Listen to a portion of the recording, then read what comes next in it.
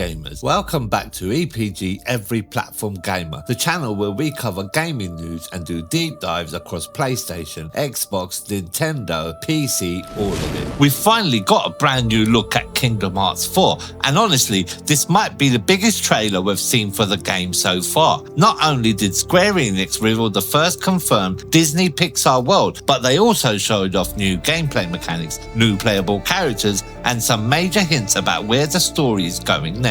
So let's break down everything we saw, what it could mean for Kingdom Hearts 4, and some of the biggest changes that could make this the most ambitious game in the series. First of all, visually, this game looks incredible. The level of detail in both the realistic Quadratum areas and Disney World seems like a huge leap from Kingdom Hearts 3. Everything looks larger, denser, and a lot more interactive. One thing that immediately stood out to me is how much emphasis Square Enix seems to be putting on movement and exploration this time around. Instead of simply running from fight to fight, Sora appears to have a lot more freedom traversing environments, especially in Quadratum, and that could end up being one of the biggest gameplay improvements in the entire series. Let's talk about the biggest reveal. The first officially confirmed world in Kingdom Hearts 4 is Pixar's Coco. Honestly, this feels like a perfect fit for Kingdom Hearts. Coco's themes of memory, loss, family, and the connection between worlds lines up surprisingly well with the themes we've seen throughout Kingdom Hearts. The trailer shows Sora fighting alongside Miguel and Hector, which already suggests that party members may be more integrated into the combat than before. What I really love is that Coco gives Kingdom Hearts an opportunity to explore life, death, memory, and identity in ways that feel natural rather than forced. And if you've followed Kingdom Hearts lore for years, you know those themes are basically Nomura's favourite playground. Now let's talk gameplay. The combat still looks fast-paced and flashy, but there are some subtle differences. We see Sora fighting with characters outside the traditional Donald and Goofy setup, including Miguel and Hector from Coco. That makes me wonder if Kingdom Hearts 4 is moving towards a more flexible companion system, instead of always having the same party members. Maybe different worlds will feature unique combat mechanics and combinations, depending on who's travelling with Sora. That could make every world feel much more distinct, instead of relying on the same formula throughout the game. Now here's one of the biggest surprises. The extended trailer revealed actual gameplay featuring Mickey Mouse, and not just for quick scripted segment either. Apparently Mickey explores a paper-themed world that focuses heavily on puzzles, transformations, and platforming. He can become a giant, miniature, paper-thin, and even transform into paper aeroplane to solve environmental challenges. This is huge. For years, fans have been wanting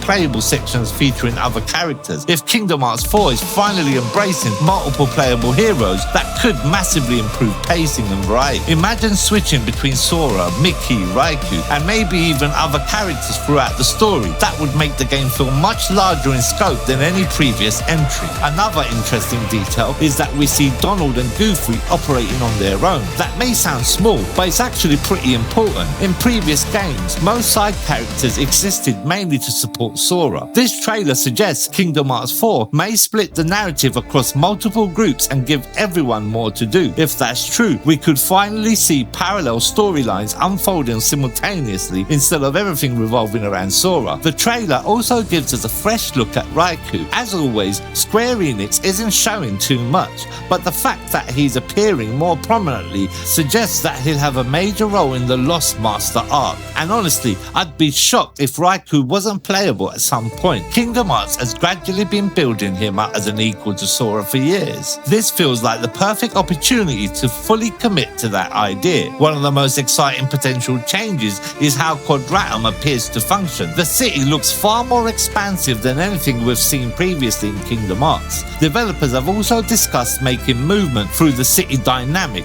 including launching across rooftops and navigating vertical spaces. To me, this suggests Kingdom Hearts 4 may have a much larger hub or even semi-open world areas. Not necessarily a full open world game, but definitely something more expansive than the traditional Disney World corridor structure. If done well, that could completely change the feeling of exploration. Now let's get into some speculation. What really stood out to me is how the trailer continues emphasizing themes of memory, forgetting and separation. The Coco world naturally supports those ideas, and the scenes involving Sora, Mickey, Donald and Goofy and Raikou make it seem like everyone's still trying to reconnect after the events that separated them. Kingdom Hearts has always used Disney worlds to reflect the bigger narrative, so if Coco is our first confirmed world, I think that's a strong indication of where the emotional core of Kingdom Hearts 4 is headed. Overall, this trailer did exactly what it needed to do. It gave us a legitimate look at gameplay, it confirmed a major new world, it showed off multiple playable perspectives, and it introduced mechanics that could finally evolve the Kingdom Hearts formula in meaningful ways. For me, the most exciting part isn't actually Coco, it's the possibility that Kingdom Hearts 4 is becoming a much larger, more varied RPG with multiple playable characters, deeper exploration, and a story that's willing to split focus between several heroes. If Square Enix can pull that off, this could end up being one of the biggest Kingdom Hearts games ever made. But that's just my take. What's your favourite part of the new Kingdom Hearts 4 trailer? Do you think we'll get playable Raikou? Are you excited for the Coco world? And what other Disney worlds do you hope make it into the final game? Drop your thoughts down in the comments below. If you enjoyed the video, make sure to like, subscribe and turn on notifications so you don't miss future Kingdom Hearts coverage. Thanks for watching. This is EPG, Every Platform Gamer, and remember to play anywhere and everywhere.